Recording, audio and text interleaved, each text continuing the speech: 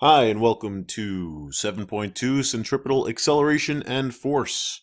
In this video, we talk about circular motion and centripetal acceleration and force. So here we go. Number one, the diagram below shows an object moving counterclockwise around a horizontal circular track. Draw an arrow to represent the velocity vector, the centripetal acceleration, and the centripetal force. Now, it's important that it's going counterclockwise. This object is going in this direction, as indicated by this arrow. So when you're showing the velocity vector, you're showing the instantaneous velocity at this specific position in time. So you're going around, you're constantly changing your direction, but at this specific instant right here, your velocity is tangent to the circle and going in that direction. So it looks like this. This is your velocity vector at that specific position.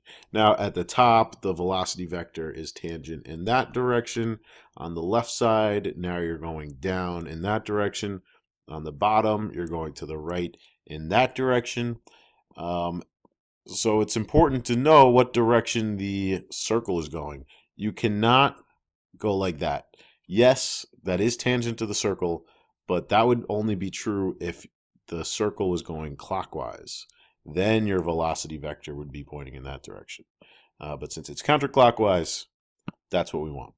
Now for the acceleration and the force, the key word here is centripetal. Centripetal. Center seeking. That's Latin. Center seeking. Centripetal. All right, so they're all center seeking. The acceleration and the force, they're pointing in the same direction towards the center of the circle. Here's the center. So the acceleration is pointing in that direction, and the centripetal force is also pointing in that direction. Why are they pointing in the same direction? Well, if you remember Newton's second law, the net force was equal to the mass times the acceleration. Now these two quantities, the force and the acceleration, those are vectors and they have direction. And if you think of like pushing a box, if you push a box this way with a force, it's going to accelerate in that direction. So you could see the direction of the force and the acceleration, they always agree. Well, I should say the net force and the acceleration. And the centripetal force is the net force acting on the object. So they point in the same direction. All right, very good. Number two, a dog sits 1.5 meters from the center of a merry-go-round. The merry-go-round is set in motion, and the dog's tangential speed is 1.5 meters per second. What is the dog's centripetal acceleration? And they even tell you the answer right here. All right, so if you got that answer, you could skip to the next one. All right, so let's see. We're going to do the guess method. Write down your given information first. You could draw a picture if that helps you. So the dog is sitting at this position, 1.5 meters from the center. So this is 1.5 meters. And the tangential speed or the tangential velocity, remember the speed is just the magnitude of the velocity. That's also 1.5 meters per second. So that's your given information. This is your unknown. That's what you're looking for. So they're asking for the acceleration. And the first go-to for a lot of my students is this equation. In this case, this is a perfect equation to use. Don't forget, there's also this equation on your reference table. Sometimes when they're asking for the centripetal acceleration, they'll give you the mass and the force, and you'll have to find it with this equation. But since we have the velocity and the radius, let's use this equation right here. It's all about figuring out what you know and what you don't know and what you could plug into the equation like that. So you go 1.5 squared divided by 1.5. You get an acceleration of 1.5 meters per second squared. Now, it just so happens that all the numbers are the same here, but it's not always going to be like that. All right, so number three. It says, a rope attaches a tire to an overhanging tree limb. A girl swings on the tire. A girl swinging on the tire has a centripetal acceleration of 3 meters per second squared. If the length of the rope is 2.1 meters, what is the girl's tangential speed? So here's the tire, all right there, and it's going back and forth. This is like part of a circle. It's an arc. you could still use our equations for circular motion in this case. All right, so the acceleration is 3 meters per second squared at that instant, and the rope is 2.1 meters. So that's the radius of the arc. Yeah. And they're asking what is the tangential speed. So again, you'd use this equation right here. You plug in what you know. You're looking for V. And then you get V squared is equal to about 6.3. And then you take the square root and you get a velocity of 2.5 meters per second. All right, number 4. As a young boy swings a yo-yo parallel to the ground above his head, the yo-yo has a centripetal acceleration of 250 meters per second squared. If the yo-yo string is 0.5 meters long, it should say what, not wit. I mean, the boy might be witty with his swinging his yo-yo back and forth, but who knows? What is the yo-yo's tangential speed? All right, so you have to kind of visualize what's going on here. They're saying that here's the boy. He's swinging this yo-yo. He has a super long arm. The yo-yo's over here. It's swinging parallel to the ground. Kind of like that. Let me draw it as a dotted line maybe. So it's going around and around his head. Here's the ground. The circle is parallel to the ground, as you could see. All right, so that's kind of what we're doing. We actually do a lab like this in class. So if you did that lab already, it's like that. It's a horizontal circle above his head. And the acceleration is 250 meters per second squared. You must be changing his velocity at a very fast rate, meaning the direction of his velocity is changing at a very fast rate. The radius, here's the radius, is 0.5 meters long. That's the length of the yo-yo. And they ask, what is the tangential speed again? How fast is this thing swinging? Would you want to get hit in the head with the yo-yo? I would say probably not. But, you know, to each their own. Oh, we know the centripetal acceleration now, so that's 250 is equal to the velocity squared divided by the radius. So half of 250, take the square root of it, and you get around 11 meters per second. All right, 11 meters per second. That's pretty fast. I mean, I wouldn't want to get hit in the head with that, that's for sure. Number 5. A dog sits 1.5 meters from the center of a merry-go-round and revolves at a tangential speed of 1.8 meters per second. So again, if we're looking from the top down, this is like a bird's eye view of the dog. Here's the center of the merry-go-round. The dog's right here, and it's sitting 1.5. Here's the radius of the circle that he's making, 1.5 meters. I mean, maybe the dog's not even right on the edge. The dog could be here. It doesn't really specify. But that's the radius of his circle that he's making. The tangential speed is equal to 1.8 meters per second. I apologize. My R's sometimes look like V's. So that's like more like an R. Okay, they tell you the mass is 18.5 kilograms. That's another piece of given information. Ooh, and now they're saying what's the centripetal force? Oh, this is kind of a tricky one, I think. All right, so in your reference table, it only has one equation for centripetal force. Fc is equal to mac. In order to do this, we need to know what the acceleration is. Given that information, do you think you could find the acceleration? You bet you can.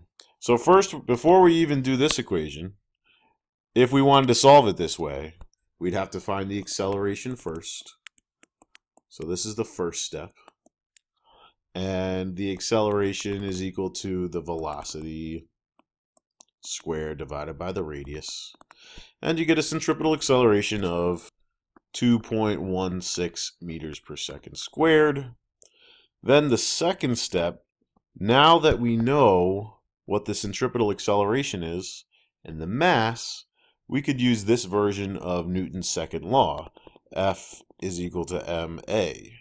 The centripetal force is equal to the mass times the centripetal acceleration. which we just found. We had to find that first in order to use this equation. 2.16. So the centripetal force would be equal to 39.96. So that's 40 newtons. All right, perfect. That is definitely one way to do that problem. It's using equations that are already in your reference table, ready for you to pick out. But if you know what the centripetal acceleration is, and we're in terms of v squared over r, and we have v and r here, wouldn't it be convenient to just kind of plug in this quantity anytime we see the centripetal acceleration over here? This is just kind of like a quick derivation of a new formula.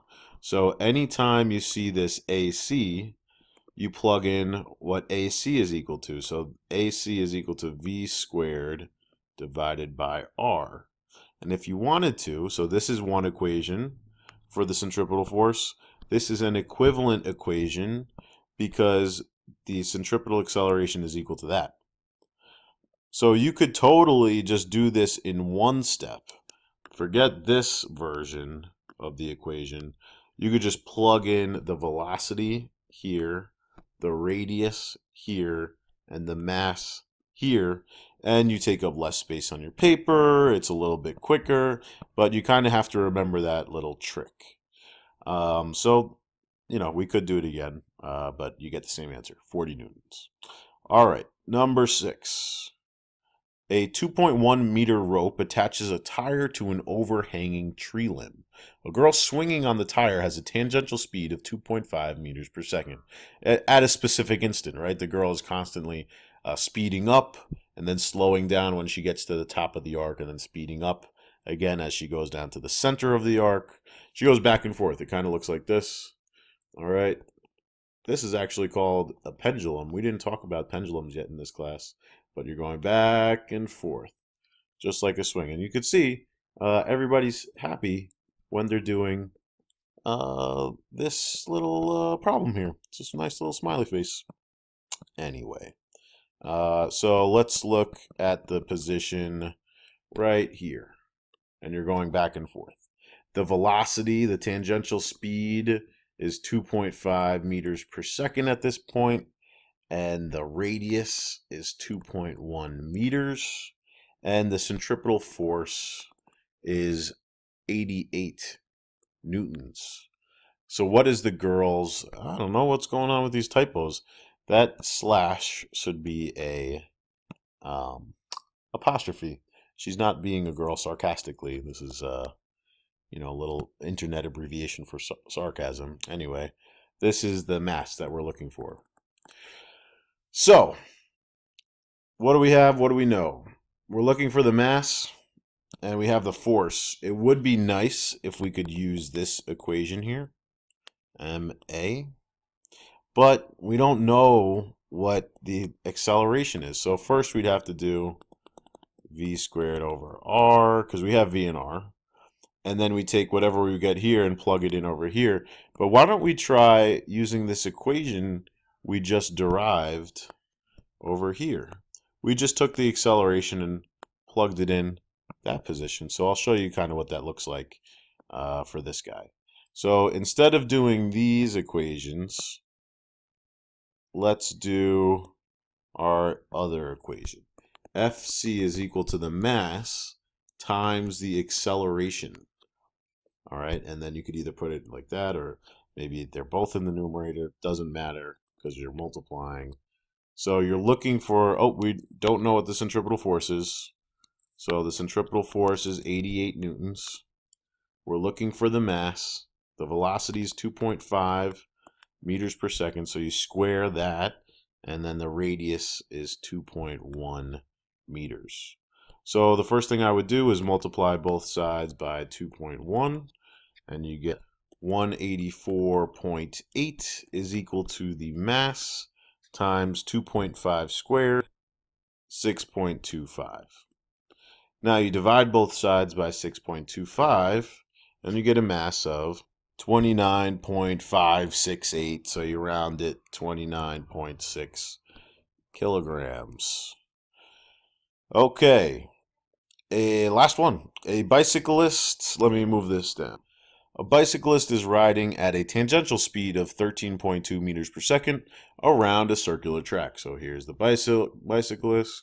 You're going around the circular track. It's getting late. I can't even talk anymore. All right, so here's the bicyclist, and that's the center of the circle. The tangential speed at this point, let's say he's going in this direction. The velocity is 13.2 meters per second. The magnitude of the centripetal force, that's this force pulling him inward, is 377 newtons. And the combined mass of the bicycle and the rider is 86.5 kilograms. What is the track's radius? And then it says what kind of force is acting as the centripetal force? Well, let's answer that second question first. It's important. So it's a bicyclist, right? It doesn't say they're tethered to the center of the circle. It doesn't say there's tension in a string causing them to move. It doesn't say there's a huge planet here with a huge gravitational force. This isn't FG. All right, so that's not the centripetal force. It's not gravity. It could be tension, it could be gravity. There's a couple other forces that could act as the centripetal force. The normal force can act as a centripetal force, but there's no surface here spinning around in a circle, kind of like that Starship 3000 ride, or even a space station or something like that. All right, the force, if you haven't guessed by now, it's a bicyclist, and there's tires, and the tires are in contact with the floor, and the floor has friction. If it was a frictionless floor, you would not be able to make any turns. Your inertia would just keep you in your state of motion, whether it be at rest or at constant velocity. If there was no frictional force, you wouldn't be able to get any traction. But since there is traction, there's a force of friction pulling you in towards the center. So when they ask for the centripetal force, what you're actually calculating is the frictional force, not FT, I don't know, or the frictional force is the centripetal force in this case. It's important to remember that there's no like special thing called the centripetal force, right? The centripetal force can be friction, it could be gravity, it could be the normal force, it could be tension. In this case, it's friction. In this previous one, it was a rope. All right, there was tension in the rope causing the centripetal force. All right, I don't think there was any gravity ones. But yeah, so in this case, it's friction. Moving on, what's the radius? Well, we have the force and the mass and the velocity. Man, it's another one of these. I couldn't just let you do, AC is equal to V squared over R. Nope, can't use that. We don't know what the acceleration is.